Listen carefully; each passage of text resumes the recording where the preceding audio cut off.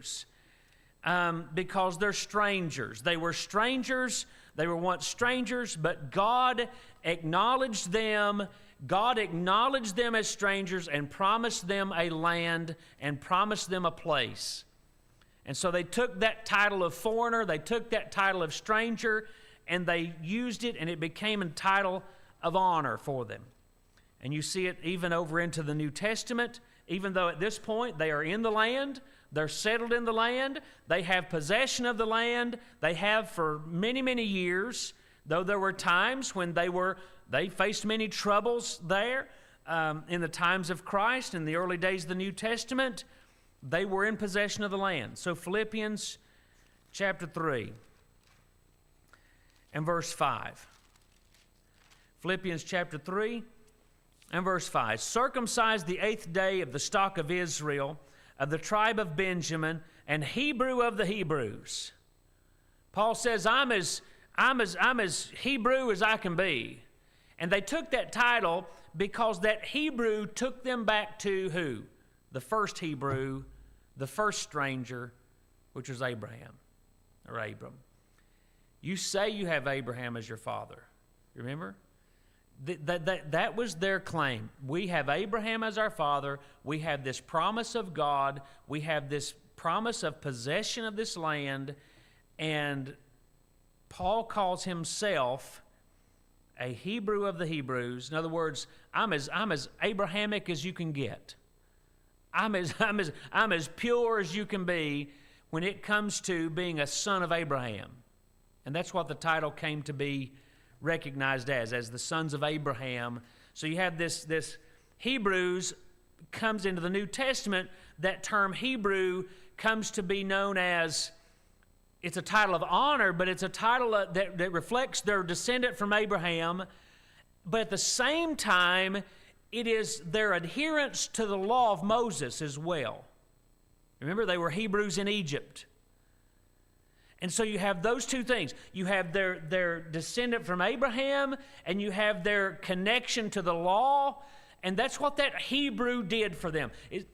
To claim to be a Hebrew was, I am a pure descendant of Abraham, I am a keeper and maintainer of the law, and they are left in comparison. If you go to Acts 1, there are those who are Jews but are not considered Hebrews. Acts chapter 6, did I say 1? I might have said 1, but it's verse 1. In Acts chapter 6 and verse 1. So there were those who were Jews, they were indeed descendants of Abraham, but they weren't considered to be Hebrews. What's the difference? And in those days, when the number of the disciples was multiplied, there arose a murmuring of the Grecians against the Hebrews, because their widows were neglected in the daily ministration. Here, some people say that these are Gentiles.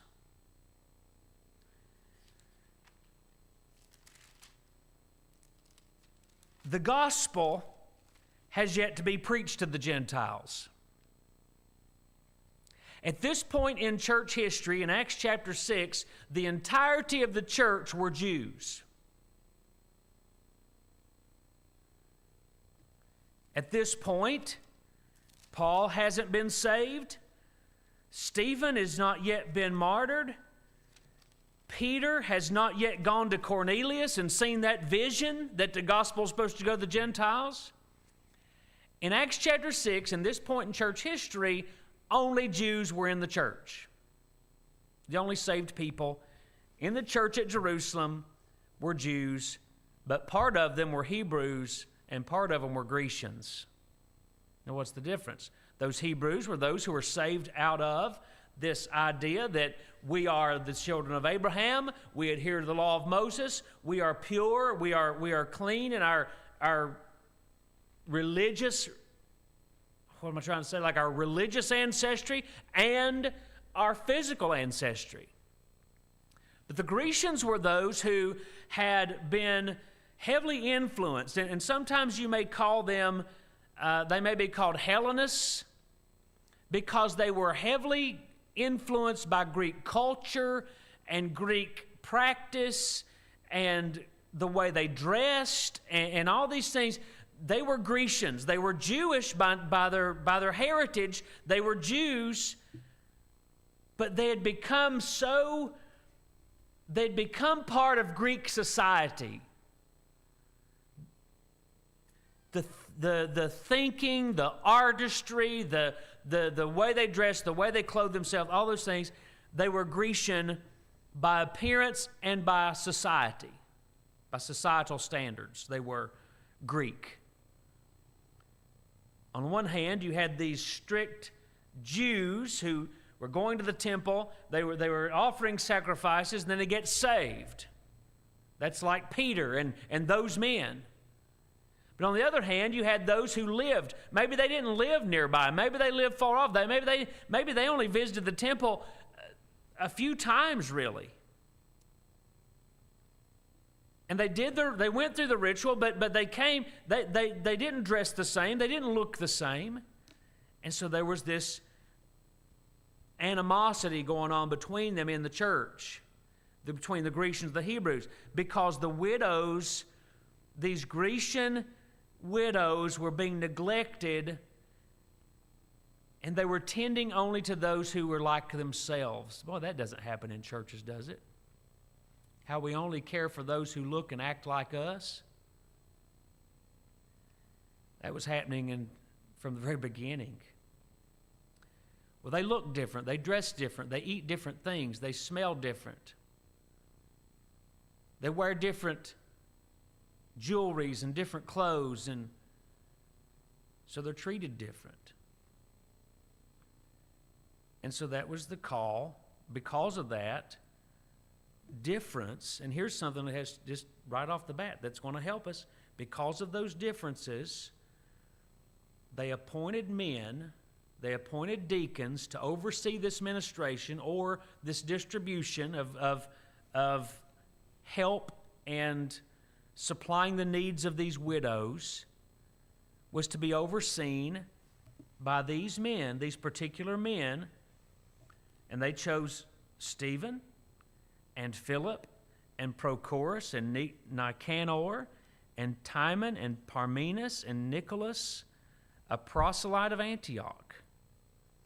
And so they had these deacons come together, and the purpose of their appointment was to oversee the care of these widows, because they weren't being tended to by whoever was in charge of it at the time. Apparently, someone wasn't doing their job. And so,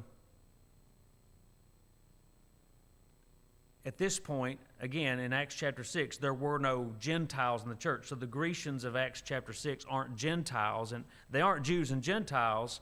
They're Jewish Hebrews and Jewish Grecians. They're all Jews. So there's that. But there's different names for people in the Bible, and we have to understand some of that. So you have the children of Israel. We see that one used quite often in the Old Testament. We see it, the term Jew. Where's the term Jew used? Well, it's not really, you don't see the term Jew used until quite a ways over in the Old Testament. Over in 2 Kings is the first time you'll find it. 2 Kings chapter 16. So there are Hebrews, which just simply means a foreigner or a stranger. You have the Grecians, who are still Jews in the New Testament, who are kind of influenced by the Greek society, the way they dressed, the way they spoke. Maybe they didn't know, maybe they weren't well versed in Hebrew language, but different things qualified them as Grecians. 2 Kings chapter 16.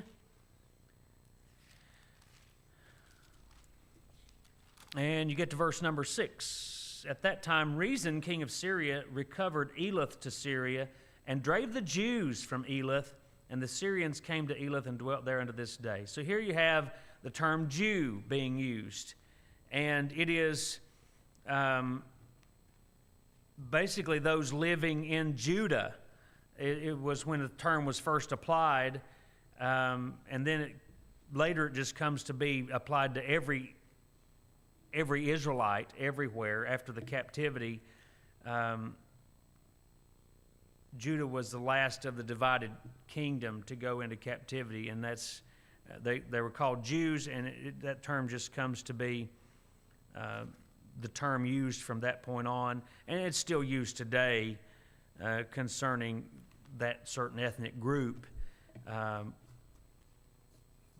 because of being dispersed and because of Jews being such a dispersed people throughout the world, it would be very difficult to identify the Jews as a race of people or as a true ethnic group. Does that make sense?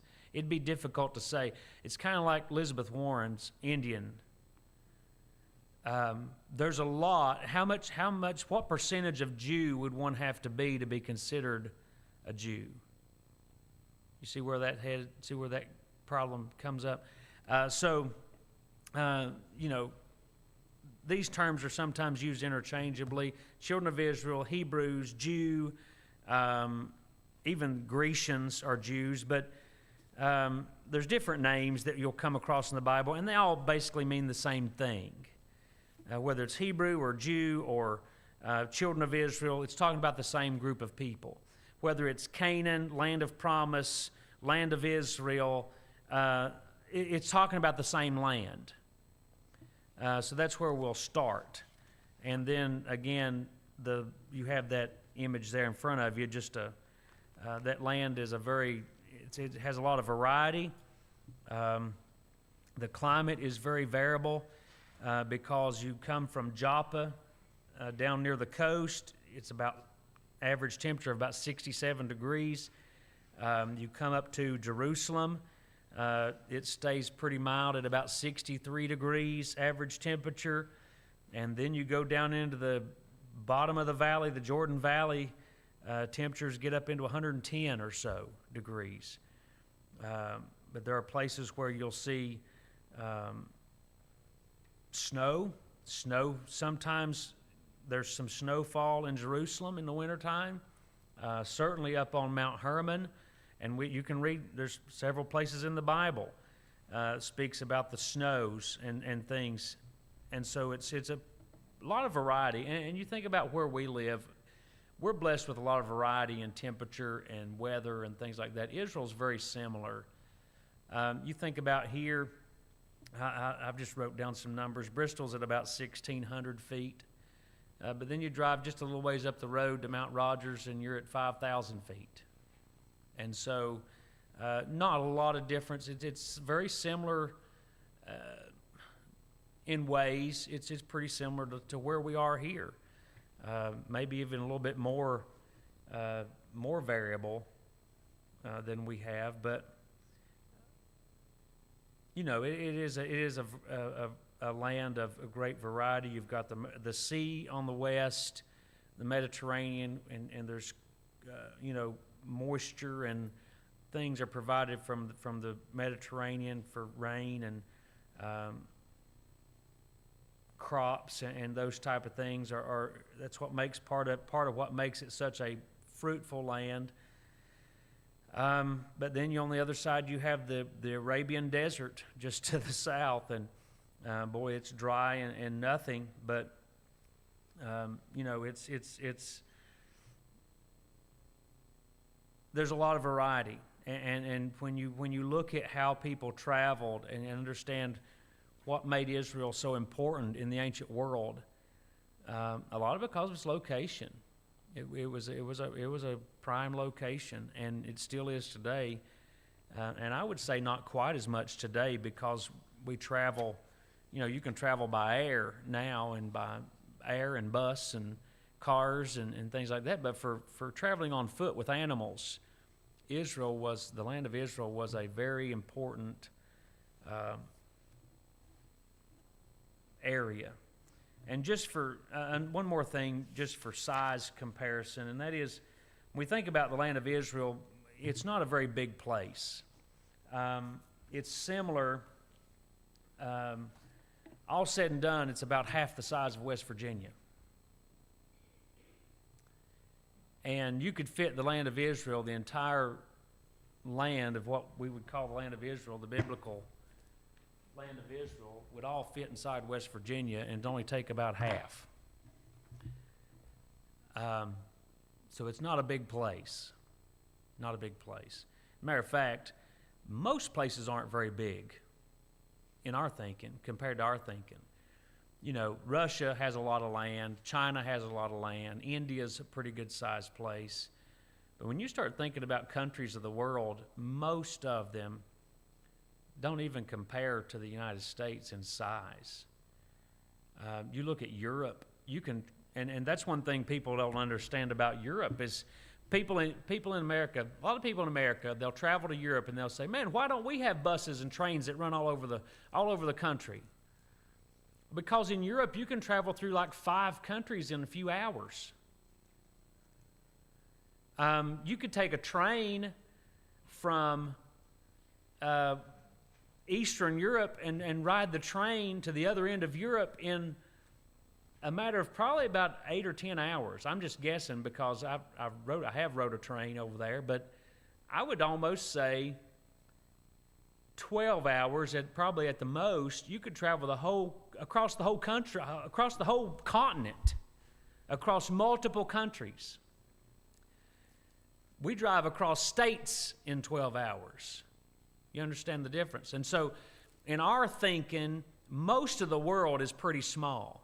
Now you do have Russia, China, a few larger countries, India and few, but the United States is a large place. Canada is a pretty large country by land mass. Brazil, I would think, would be a pretty large one. But most of them are fairly small. Some of your African countries are pretty big, but most of what people travel and experience really is not that big, not compared to the States. So that maybe get us kicked off anyway, all right? Several different names for the land, several different names for the people, and they're all really talking about the same thing. And we know these things, I guess, but just to be reminded of them as we go through. But any questions so far?